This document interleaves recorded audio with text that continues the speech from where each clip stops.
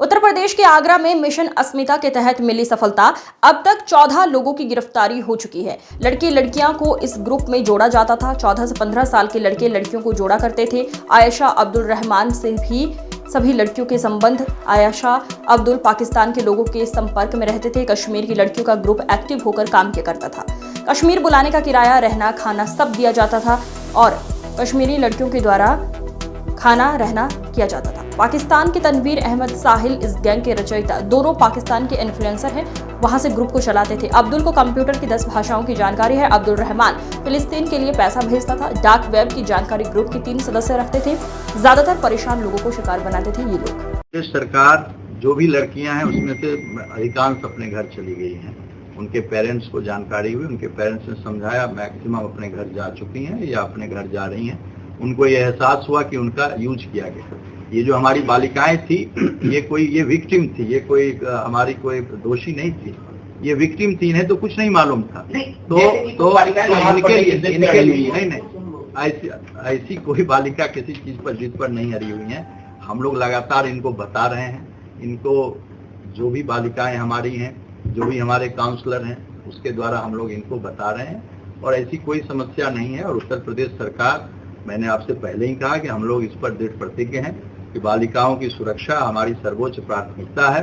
और किसी को इंटाइज करके, किसी को जबरन, किसी को झूठ बोल करके यदि धर्म परिवर्तन कराया जाता है उत्तर प्रदेश में, यह कानून पकड़े गए आरोपी, इनकी कोई ट्रैवल हिस्ट्री मिली है, पाकिस्तान आना जाना ना हो या जो इन्फ्लुएंस? देखिए, बहुत सारी चीजें मिली हैं जिसको कि सुरक्षा कारणों से हम पब्लिक प्लेस पर ये चीज नहीं बता। पाकिस्तान के जो 2 इन्फ्लुएंसर इस मामले में शामिल हैं, क्या इन्होंने कोई व्हाट्सएप ग्रुप बनाया था जिसमें इनको? हाँ, इन लोग का ग्रुप से माइक्रो ब्लॉगिंग साइट के डिफरेंट ग्रुप्स होते हैं। ऐसा जरूरी नहीं है व्हाट्सएप पर हो। इन लोग का ग्रुप बना हुआ था और इसके ग्रुप पर ये बात करते थे, इनको प्रीच करते थे और प्रीच में सवाब का फल मिले, इसलिए ये लड़कियां उनको पैसा देती। और गिरफ्तारियां?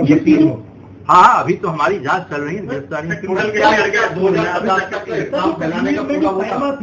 क्या साइमा के अलावा और भी इसमें कुछ लड़कियां थी इनको भी इनसे लगातार कांटेक्ट जो रहता था वो जम्मू में रहता था? नहीं, कश्मीर में एकदम लड़कियां थी। कश्मीर में कोई एक लड़कियां ही नहीं थी। ये तो ग्रुप था, डिफरेंट ग्रुप्स थे, डिफरेंट लोगों के फ्रेंड्स थे। जो हमारी यहाँ की जो लड़की अपने शहर की है, हमारी आगरा की, ये भी 2021 में कश्मीर गई थी। तो कश्मीर में डिफरेंट ऐसे मॉड्यूल हैं। इस मॉड्यूल का, जैसे मैंने कहा कि दावा के माध्यम से ये लोगों को बुलाते थे, उसको प्रायोजित करते थे और उसमें वो इस्लाम के बारे में बौद्धिक विमर्श करते थे। दावा का अर्थ ही होता है बौद्धिक विमर्श के लिए जो लोग नॉन बिलीवर्स हैं उनको प्रेरित करते हैं, उनके साथ बौद्धिक विमर्श करते हैं और फिर उनको इस्लाम के लिए प्रेरित करते हैं। नहीं, हमारा देखिए, इसमें से सारे ग्रुप में सैकड़ों कन्वर्टी, जो इनके पास जो सूचनाएं हैं उसमें सैकड़ों कन्वर्टी हैं। उसमें से हम लोगों जिनसे हम लोग बातचीत कर रहे हैं, बातचीत करके जो आना चाहते हैं या जो मेरे केस से रिलेटेड चीजें, हम लोग अभी उस पर काम कर रहे हैं। बाकी इनके ग्रुप्स में कन्वर्टीज का ग्रुप बना हुआ है और कन्वर्टीज ग्रुप में सैकड़ों लोग।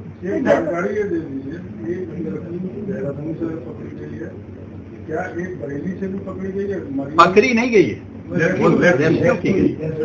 हाँ, तो जो बरेली से रेस्क्यू की गई है और देहरादून से रेस्क्यू की गई है, मरियम जिसका नाम, ये एक ही है या अलग? नहीं, अलग अलग दोनों अलग। तो जैसे कि ये लोग दावा कर रहे हैं 2050 तक ये लोग इस्लाम धर्म को आगे चलाना चाहते थे, तो क्या इनका नेटवर्किंग वाला मोटिव भी था कि ये नेटवर्क? देखिए, ये सारा मोटिव इनका, जो मैंने आपसे बताया कि ऑर्गेनाइज गैंग है और ऑर्गेनाइज गैंग में इन लड़कियों को या लड़कों को अपने धर्म परिवर्तन के लिए ये लोग इस तरह की बातें कर रहे थे जिससे कि लोग इनके धर्म की ओर इस आशय से प्रेरित होकर आए कि भाई 2050 तक ऐसी चीजें आ सकती हैं। इस चीज को वो लड़कियों को प्रेरित करते थे।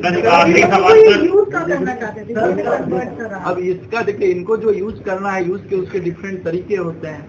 ये सारी चीजों को हम लोग पब्लिक डोमेन में, इस चीज को हम लोग इसका जवाब नहीं देते। सर, जो लड़के थे जिन्होंने अपना धर्म बदला था, क्या उनको इस्लामिक जमात के लिए भी भेजा जाता था? हाँ, जमात के लिए उन लड़कों ने बताया कि जब भी धर्म परिवर्तन हुआ उसके बाद सबसे पहले इनको जमात के लिए भेजा गया। जमात में जो लोग जाते थे फिर वो सेकेंड हाफ में वो दावा के लिए जाते थे, जो कि मैंने आपसे कहा कि वो एक बौद्धिक विमर्श का जरिया था और बौद्धिक विमर्श के जरिए अन्य लोगों को, जो अन्य जो लोग हैं, उनको अपने जो धर्म है उसमें शामिल कर